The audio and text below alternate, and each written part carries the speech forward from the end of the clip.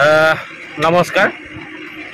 আজি আমাৰ অসমৰ বিভিন্ন প্ৰান্তত বসবাস কৰা তথা সমগ্ৰ পৃথিৱীত বসবাস কৰা আমাৰ তামাং লোকসকলৰ এটা উৎসৱ বুলি ক'ব পাৰি। এইটো প্ৰাণদান উৎসৱ।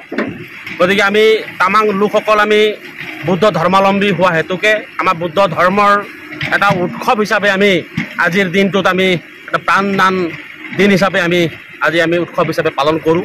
কাৰণ এটা কথা আছে যে সমগ্ৰ পৃথিৱীত বসবাস কৰা বিভিন্ন জাতি জনগোষ্ঠী বিভিন্ন লোকসকলে বিভিন্ন ধৰণৰ প্ৰাণ পশু পক্ষীৰ প্ৰাণ আহুতি দিয়ে বা প্ৰাণ লয়।